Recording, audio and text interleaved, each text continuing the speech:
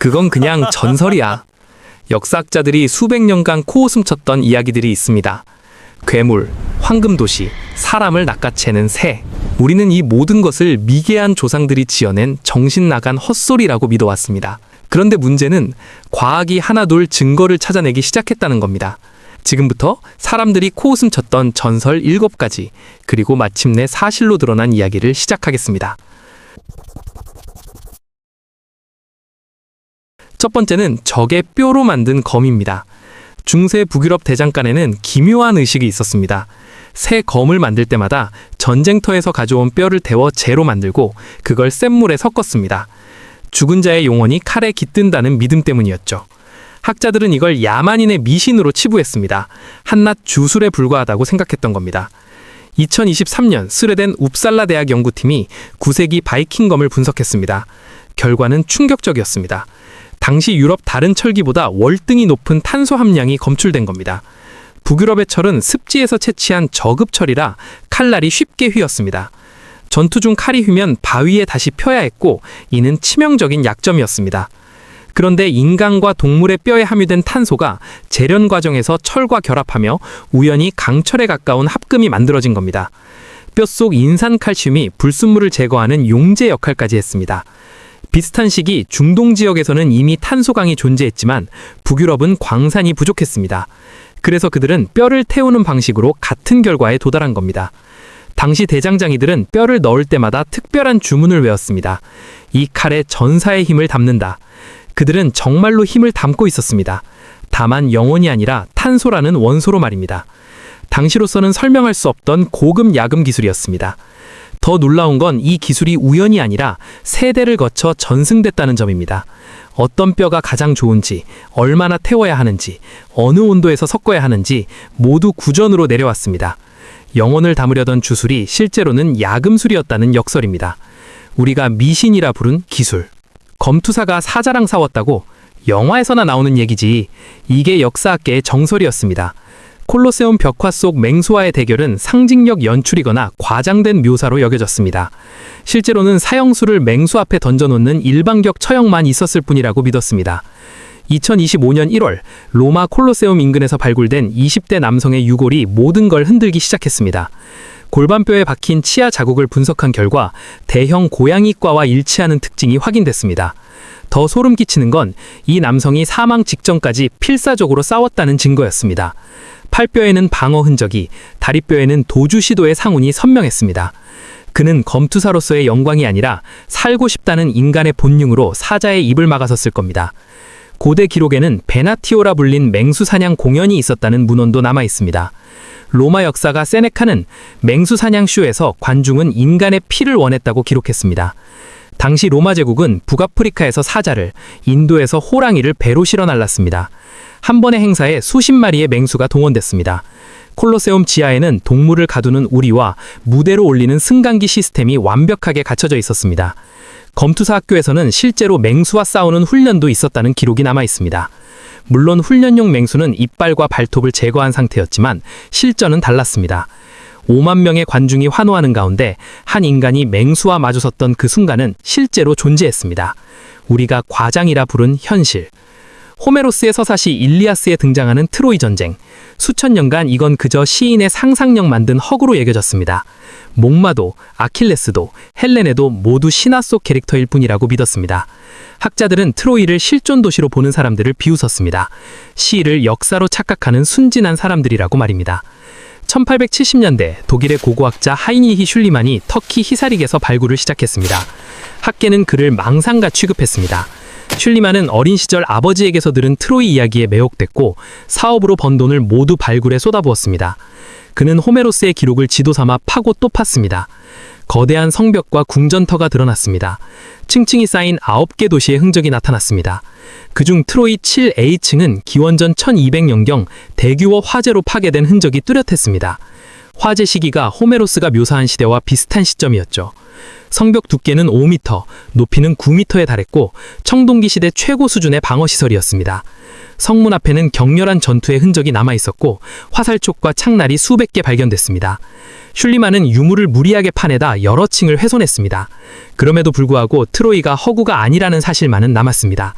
현재 학계는 트로이가 실제 존재했던 도시며 그곳에서 어떤 형태로든 전쟁이 있었다는 데 동의합니다.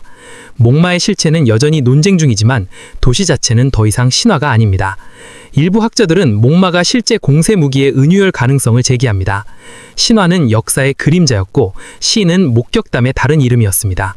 슐리만을 비웃었던 학자들은 결국 그에게 사과해야 했습니다. 우리가 허구라 부른 도시. 1600년대 아프리카를 탐험한 유럽인들은 괴기한 보고서를 남겼습니다. 사람처럼 걷지만 털로 뒤덮인 거인이 있다. 10명이 달려들어도 당해내지 못한다. 당시 유럽 학자들은 냉담한 반응을 보였습니다. 원주민의 과장된 괴담일 뿐이다. 영국의 탐험가 앤드류 배틀은 1625년 퐁고라는 괴물 같은 존재를 목격했다고 기록했지만 200년 넘게 무시당했습니다. 그는 이 생물이 밤에 모닥불 주변에 앉아 있다가 불이 꺼지면 떠난다고 적었습니다. 사람처럼 행동하지만 사람이 아닌 존재. 당시 유럽인들은 이걸 받아들일 준비가 되어 있지 않았습니다. 1847년 미국 선교사 토마스 세비지가 가본에서 가져온 두개골은 학계를 경악시켰습니다. 지금까지 본 적 없는 거대 유인원의 뼈였습니다. 이름은 고릴라. 흥미로운 건 유럽이 공룡 화석은 먼저 발견하고 분류했다는 점입니다. 1824년 메갈로사우루스가 공식 명명됐고 1842년 공룡이라는 용어가 만들어졌습니다. 멸종한 파충류는 믿으면서 살아있는 대형 유인원은 200년간 부정했습니다. 우리는 보고 싶은 것만 보고 이해할 수 없는 것을 괴물로 치부하는 습성이 있습니다. 그 경계 밖은 그냥 상상이 됩니다.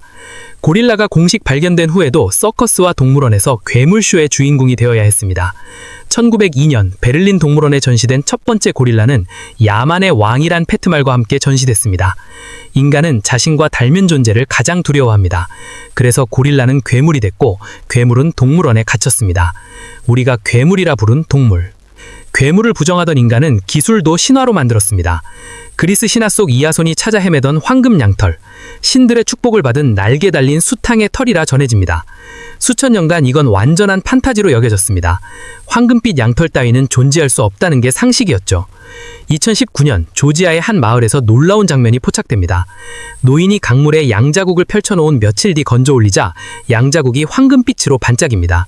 산에서 흘러내린 금입자가 양털 사이에 촘촘히 박힌 겁니다. 고대 조지아 지역은 사금이 풍부했고 사람들은 이 방식으로 금을 채취했습니다.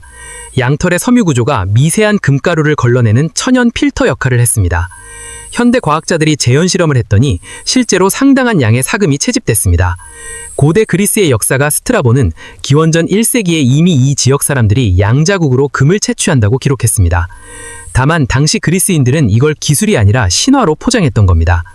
과학을 몰랐던 외부인들의 눈에는 강물에 던진 가죽이 금으로 변하는 마법처럼 보였을 겁니다. 이런 인식이 훗날 연금술 연전에 영향을 주었을 가능성을 제기하는 연구도 있습니다. 이아손의 모험담은 실제로는 귀금속 무역로를 개척한 상인들의 이야기였을 가능성이 높습니다. 아르고호의 선인들은 전사가 아니라 무역상이었고 황금 양털은 광산 채굴권의 은유였습니다. 일부 학자들은 무역로와 채굴 기술을 신화로 감췄을 가능성을 제기합니다. 조지아 지역 부족들은 이 기술을 철저히 비밀에 붙였고 외부인에겐 신성한 양털이란 이야기만 흘렸습니다. 그리스 상인들이 이 기술을 얻기 위해 먼 항해를 감행했고 그게 영웅담이 된 겁니다. 우리가 신화라 부른 기술. 뉴질랜드 마오리 예전에는 포우아카이라는 거대한 새가 등장합니다. 사람을 공중으로 낚아채 산속 동굴로 끌고 간다는 이야기였죠. 19세기 유럽 학자들은 이걸 원주민의 공포 과장으로 봤습니다. 새가 사람을 들어올린다는 건 생물학적으로 불가능하다고 단정했습니다. 당시 알려진 가장 큰 독수리도 4kg 정도였으니까요. 1871년 뉴질랜드 남서에서 놀라운 화석이 발견됩니다. 하스트 독수리. 몸무게 최대 18kg, 날개폭 3m에 달하는 거대 맹금류였습니다.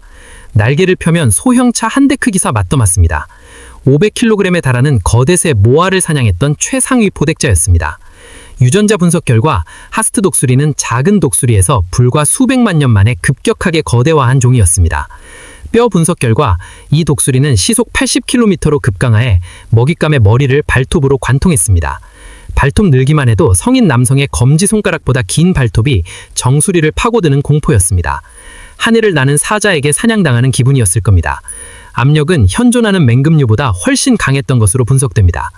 충격적인 건 마오리족 정착 시기와 독수리 멸종 시기가 겹친다는 점입니다. 인간이 뉴질랜드에 도착한 건 13세기경, 하스트 독수리가 사라진 건 15세기입니다. 실제로 마오리 구전 연상에는 독수리에게 납치된 아이를 구출하는 이야기가 여러 편 남아 있습니다. 한 연상에선 용감한 전사가 동굴까지 올라가 독수리와 싸워 아이를 구출한다고 합니다. 단순한 이야기가 아니라 생존을 위한 경고였을 가능성이 큽니다.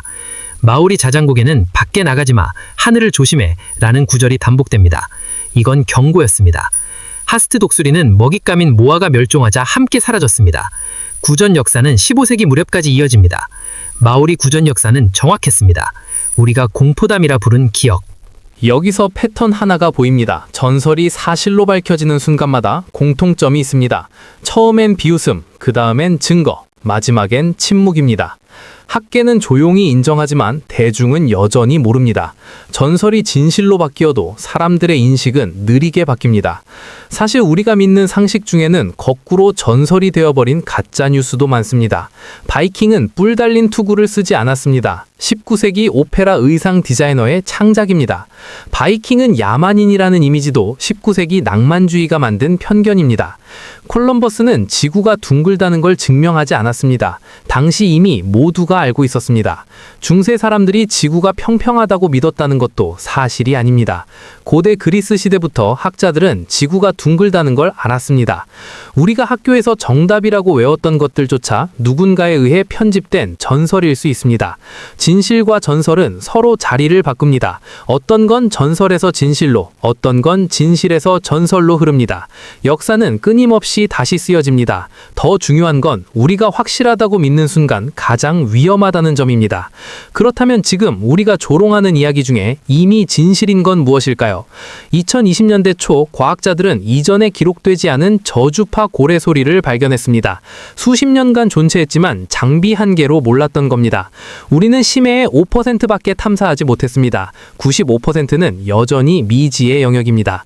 2021년 일본 근해에서 발견된 6m 크기의 대왕 오징어처럼 전설 속 크라켄도 실존할 수 있습니다. 우리가 지금 조롱하는 이야기 중 하나는 이미 진실일지도 모릅니다. 단지 아직 증거를 못 찾았을 뿐입니다.